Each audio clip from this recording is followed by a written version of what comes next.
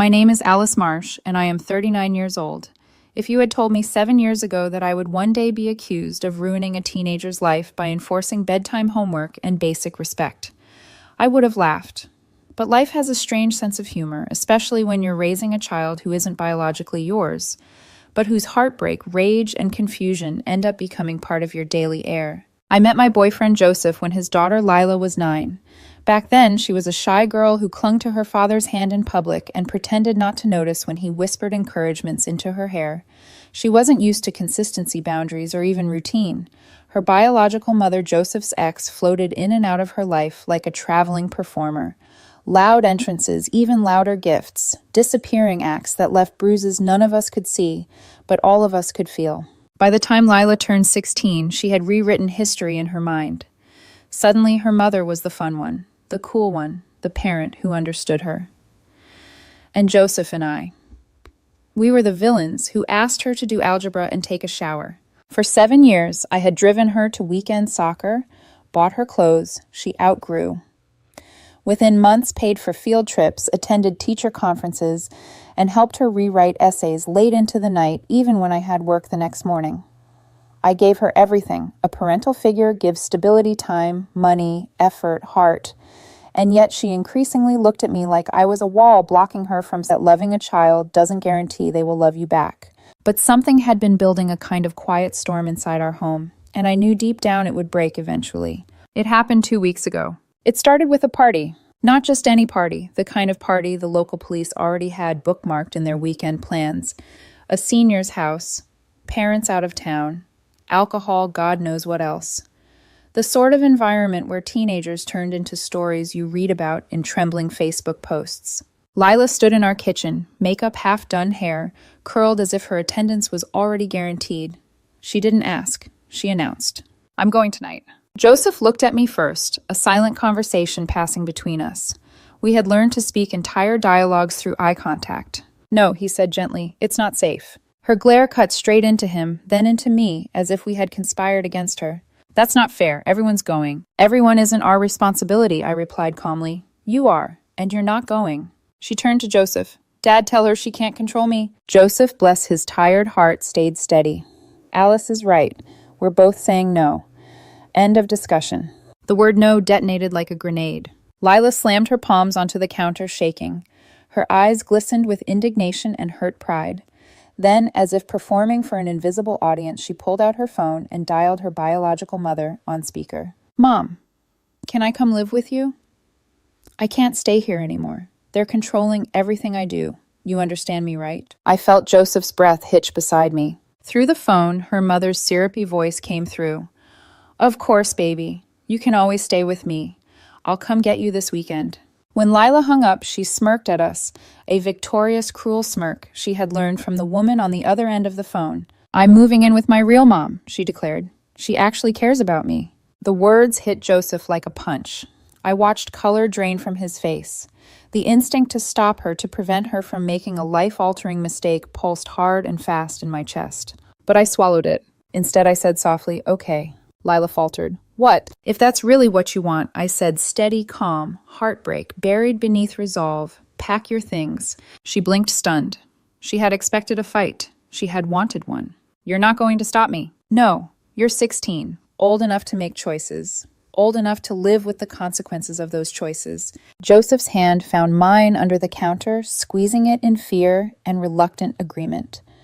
Weeks before this moment, during calmer days, we had talked about the possibility that Lila might want to leave.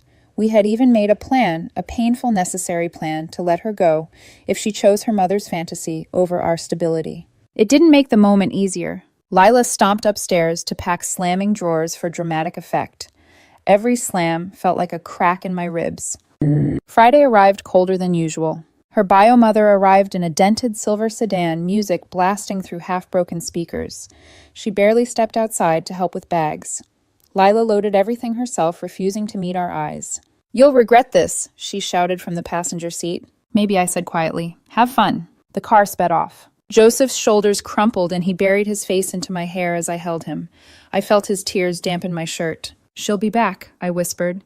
My own voice trembled.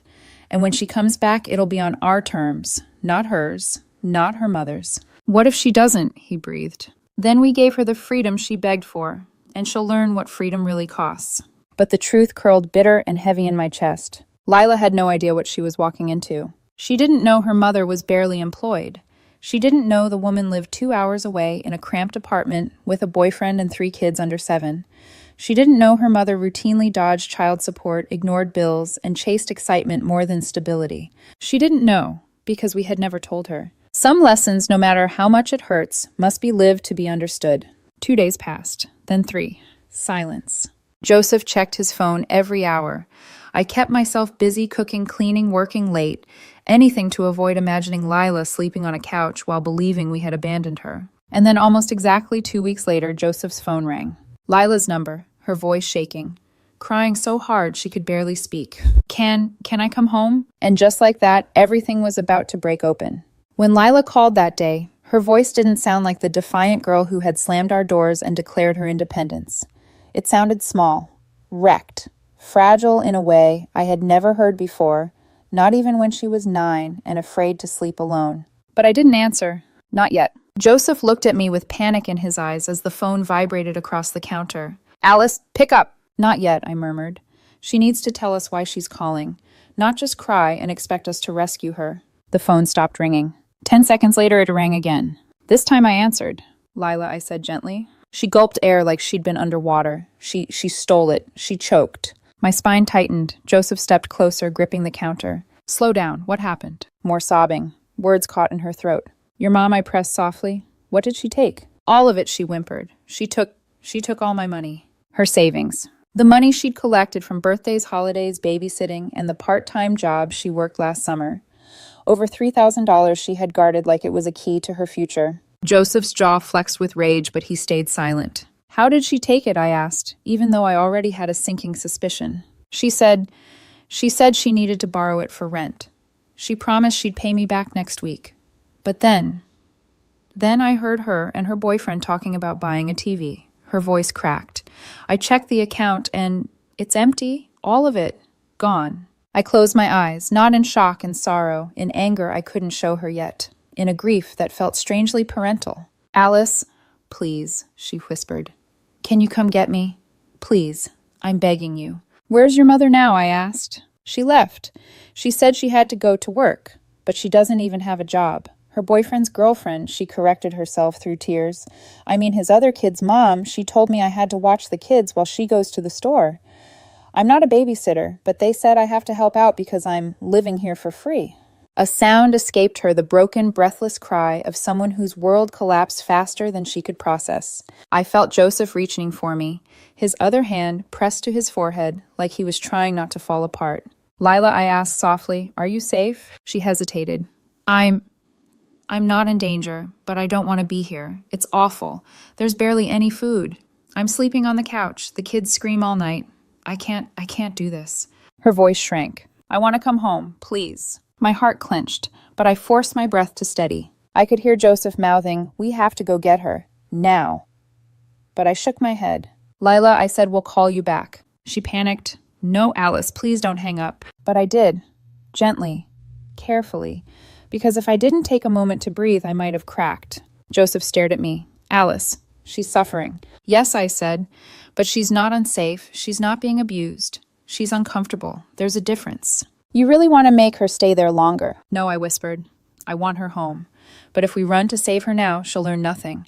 She'll do this again the moment she gets angry. Joseph sank onto the couch, elbows on his knees, face buried in his hands. She's still a kid. She's also the one who insisted she was grown enough to leave. He lifted his head, eyes glassy with fear. Do you really think this is right? I took his hand, squeezing it tightly. She's learning what her mother is truly like, something we could never teach her with lectures or rules. This is reality teaching her. He didn't argue after that. He didn't agree either. But he trusted me even when it shattered him to wait. 1 hour later, we called her back. Her voice was raw, exhausted. Lila, I said gently, you can come home. She released a sob of relief. But not today. Silence. Not tomorrow either. What, she cried. Alice, no, please. You're going to stay there for a week, I said. 1 week. You chose to live with your mother. You told us she was better. Now you experience it fully. That's cruel. No, that's called consequences. You don't understand, she cried. I hate it here. We told you that household wasn't what you imagined. You didn't believe us. Now you're learning.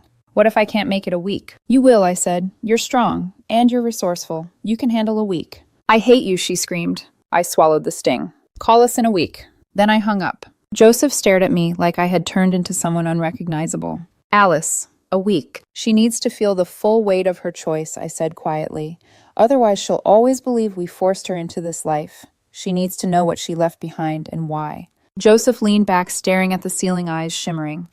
This is going to break her. Maybe I whispered. But sometimes things have to break before they can be rebuilt.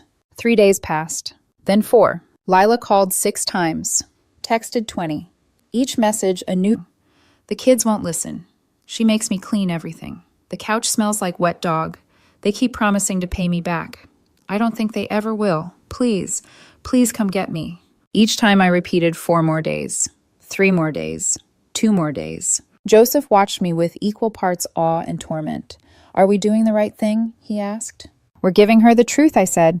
It's the only thing she's never gotten from her mother. But then on day 5, something happened we hadn't expected. Lila's biological mother called Joseph. He put the phone on speaker. You need to come get your daughter, she snapped. She's too much work. She complains. She's rude. She stresses out my relationship. She's 16, Joseph said flatly. She's your daughter. Yeah, well, I didn't sign up for full-time parenting. That's your job. You told her she could live with you, I said sharply. I thought it would be fun.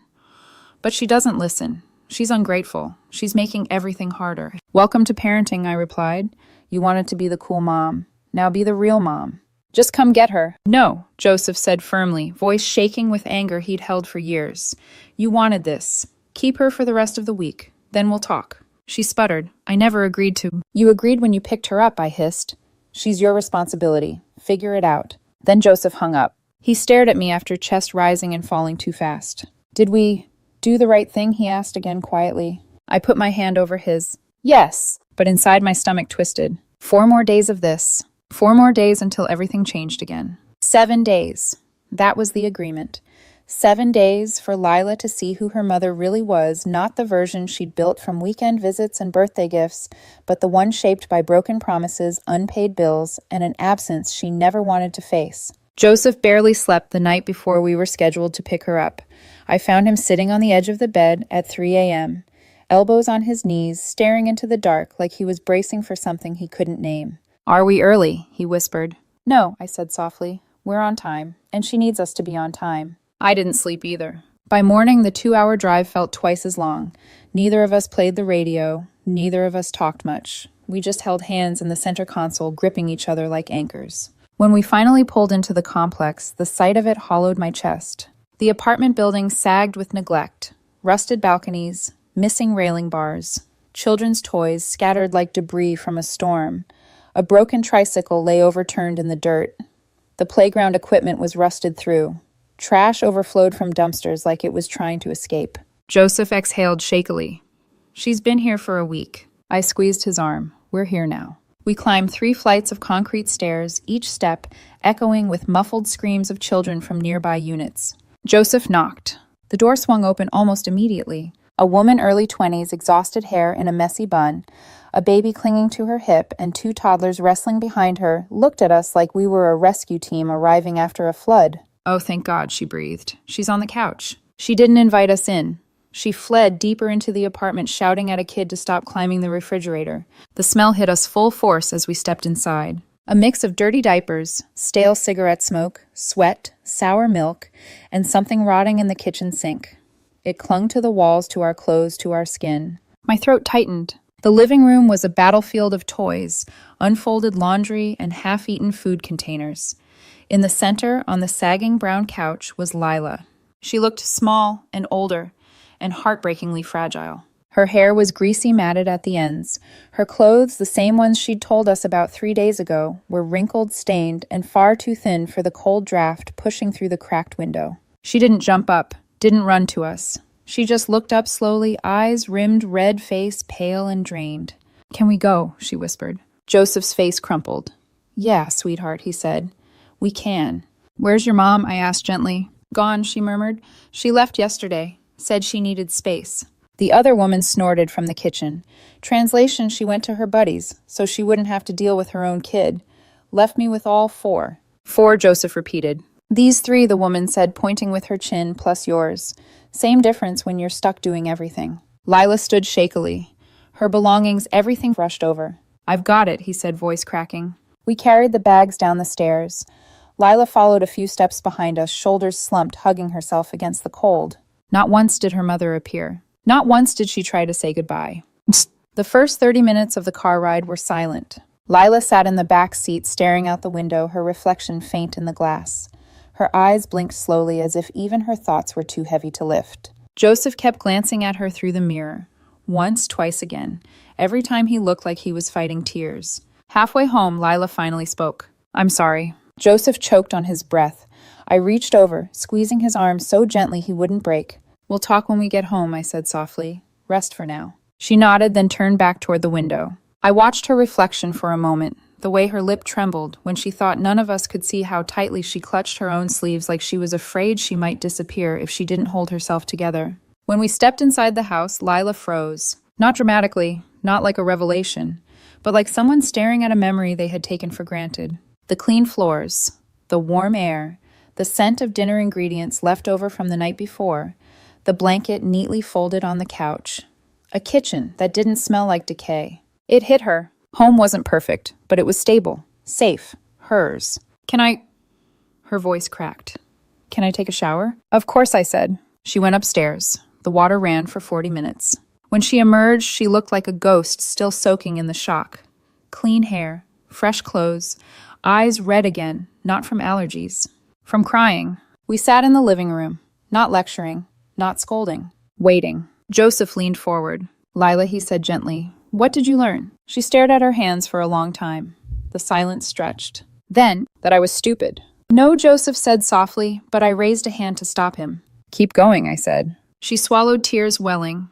That my mom isn't who I thought she was, and that I had it really good here, and I didn't appreciate it. I nodded. That's a start. She lifted her gaze to mine, searching, pleading. Are you going to let me stay? That depends. On what? On whether you learned something, I said.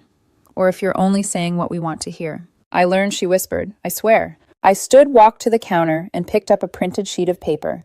I had spent the entire week drafting it line by line, consequence by consequence. These, I said, handing it to her carefully, are the new rules. She read, apology letters to both of us, real ones. Not sorry I was bad, honest ones. Extra chores for the next month to make up for the disruption to the household. All phone privileges earned back gradually. No social media for 2 weeks. Mandatory family therapy, all three of us. No contact with your mother unless approved by us. Curfew moved to 9 p.m. for the next 2 months. All spending beyond basics must be approved and tracked until trust is rebuilt. I waited for the explosion. The unfair, the you're controlling, the I hate you. But it didn't come. Lila folded the paper slowly, deliberately, then nodded. Okay, she whispered. I deserve this. Joseph inhaled sharply, not in pain, but in relief. So profound, it almost sounded like a sob. And one more thing, I added softly. She looked up. Your money, I said. We're going to help you get it back. Her eyes widened. But you said, we'll pay it back, I explained. But not all at once. You'll earn it week by week, chore by chore. So you understand the value of what was taken from you. She nodded, tears sliding silently down her cheeks. Then, in a voice barely audible, why didn't you stop me from leaving? I felt Joseph look at me, waiting for the answer I had held in my chest for months. Because I said quietly, you would have hated me forever if I had. You needed to choose. You needed to see where that choice led. Otherwise, you never would have believed us. Her face crumpled. I was really mean to you, she whispered. Yes, I said gently. You were. She nodded. I'm sorry. Write it in the letter, I replied softly. For the first time in months, maybe years, she smiled. Small, fragile, real. And just like that, the rebuilding began. In the days that followed, our home shifted. Not instantly, not magically, but quietly, the way a storm begins to fade, not with clear skies, but with the absence of thunder. Lila woke up earlier. She stayed downstairs longer. She didn't slam doors or roll her eyes or breathe dramatically every time I asked her to do something as simple as taking out the trash. The tension that once filled every room now hummed at a lower frequency, like a distant noise instead of a constant threat. I didn't trust it at first. Neither did Joseph. Healing rarely begins with fireworks. It begins with discomfort and a choice to lean into it anyway. On the second day, I found Lila at the kitchen table working through the apology letters. She didn't hide them the way she once would have. She looked up when I approached, wary but open. "Can I ask you something?" she said. "Of course. What makes a real apology?" she asked, cheeks flushing. I sat beside her. "Honesty," I said. "Reflection. Taking responsibility without excuses. And showing that you understand the impact of what you did, not just that you feel bad." She nodded slowly, considering my words like they were unfamiliar fruit she wasn't sure how to eat yet. "I'll try again," she murmured. I squeezed her shoulder. "That's all any of us can do." The extra chores rule began immediately. Lila didn't complain, not once. She swept, wiped counters, did laundry, cleaned the bathrooms, and organized the pantry. She asked how much each task was worth, scribbling numbers into a notebook she kept in her pocket. After earning her first $40, she stared at the small number with a mixture of pride and horror. "It'll take forever to get to 3,000, she whispered. "That's how long it took you to save it the first time," I reminded her gently. She didn't argue. She just nodded and kept working. Watching her learn the value of effort, the weight of it, the dignity of it, stirred something in me that was both maternal and fragile. Joseph noticed too. More than once he caught my expression and slipped his hand into mine, silently acknowledging the transformation happening before us. Family therapy started the following week. The therapist, a sharp, empathetic woman named Rebecca, didn't waste time sugarcoating anything. She wasn't interested in pandering or performing. She cut straight through emotional fog with the precision of a surgeon. In the first session, she turned to Lila. "You've been using manipulation tactics," she said calmly. "Triangulation. Fantasy thinking. You idealized your mother because reality was too painful to face. You took your hurt out on the people who showed up for you." Lila's face burned with shame, but she didn't shut down. She listened, really listened, her shoulders trembling slightly. Then Rebecca turned to Joseph. "You're too soft," she said. "Too accommodating. You're so afraid of pushing Lila away that you often avoid conflict altogether. That makes Alice carry the weight of enforcing boundaries, which makes her the villain." Joseph swallowed hard. He didn't argue. He just nodded. Then she faced me. "And you," she said gently, "are too rigid. You prioritize structure over emotional connection. You protect through control. That's not wrong, but it's incomplete. Lila doesn't just need boundaries. She needs tenderness." Her words hit me deeper than I expected.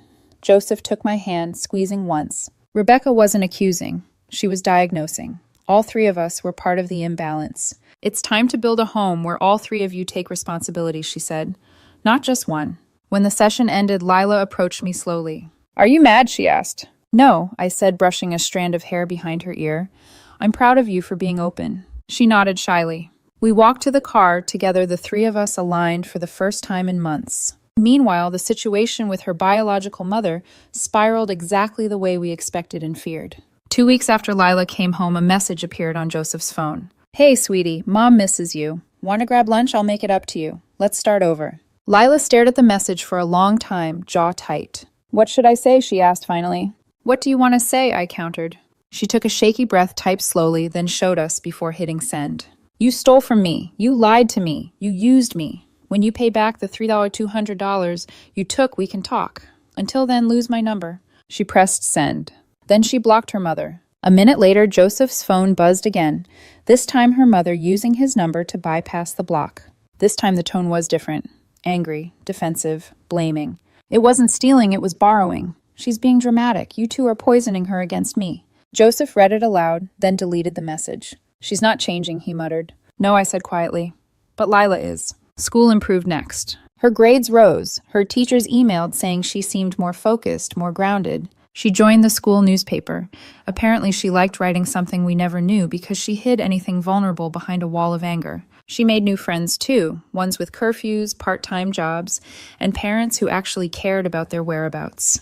The type of kids who saw responsibility as normal, not oppressive. At home, she became more present, more helpful. On a Wednesday night, while Joseph and I prepared dinner, she walked into the kitchen. "Can I help?" she asked. Joseph nearly dropped the pan. I handed her the cutting board.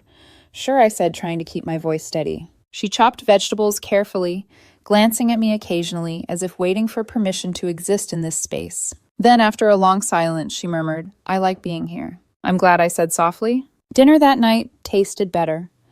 Not because of the food, but because of the quiet, steady presence of a girl who was finally coming home emotionally, not just physically. But the moment that nearly broke me happened 3 days later. I was walking through the living room when Lila came downstairs, pausing awkwardly on the last step. Alice, she whispered. Yes. She walked toward me slowly, then suddenly wrapped her arms around me. A full hug, a real one, 30 seconds. Silent, shaking slightly. By the time she pulled away, my eyes were burning. She didn't say anything else. She didn't need to. Joseph stood in the hallway, watching with his hand over his mouth, eyes wet. You did good, he said quietly once Lila disappeared upstairs. We did good, I corrected. He smiled. We weren't done healing, not even close. But for the first time, I believed we would get there. 6 weeks passed. Not long enough to erase the damage of the past year, but long enough to begin stitching together what had been torn apart.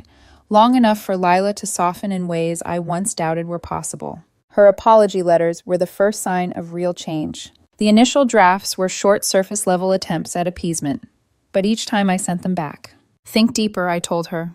What did you feel? Why did you act the way you did?